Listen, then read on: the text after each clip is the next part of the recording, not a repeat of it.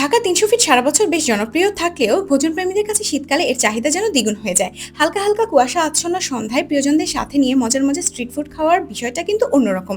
পছন্দ মতো খাবার নিজেদের চোখের সামনে একদম গরম গরম পরিবেশনের ব্যাপারটা কিন্তু বেশ দারুণ। এখানে আসলে যে জিনিসটা আমি একদম মিস করি না তা হলো হাতে বানানো গরম গরম ফ্রেশ মিষ্টি। এর টেস্টটা দোকানে বানানো মিষ্টির চেয়ে অনেকটা ভিন্ন। ইদানিং এখানকার একটা রেস্টুরেন্ট বেশ হাইপ তুলেছে, যার পরিচয় আমরা যাওয়ার আগে কোথাও পাইনি। তবে ঘুরে আসার পর দেখলাম অনেকেই যাচ্ছেন এবং শীতের সান্ধ্যকালীন আয়োজন উপভোগ করছেন। জায়গাটার বিশেষত্ব হলো অন্য আর ১০টা রেস্টুরেন্টের মতো গদ-বাঁধা ইন্টেরিয়র আর খাবারে সীমাবদ্ধ নয়। এখানে আসলে আপনি দেশি পরিবেশে পরিচ্ছন্ন পরিবেশনায় দারুণ কিছু খাবার-দাবার খেতে পারবেন। তবে অবশ্যই এর প্রাইসটা ৩০০ ফিটের অন্যান্য জায়গার চেয়ে একটু বেশি। রেস্টুরেন্টটা থাইল্যান্ড বা বালির আদলে বানানো হয়েছে, যার ধরনটা গতানুগতিকের চেয়ে একটু ভিন্ন।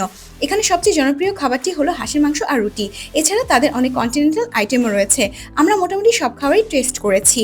লাচ্ছি, চিকেন চাউমিন যার পরিমাণটা বেশ ভালো ছিল, কাবাব প্ল্যাটার যার সাথে রুমালি রুটি নিয়েছিলাম, pan fried chicken with mushroom sauce আর চিকেন চাইনিজ সেট মেনু।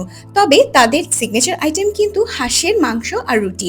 তাই আমার মতে এটা ট্রাই করা কিন্তু মাস্ট, কারণ অন্যান্য খাবারগুলো আমার কাছে মোটামুটি লেগেছে। তবে লাচ্ছিটা বেশ ভালো ছিল। Thanks for watching.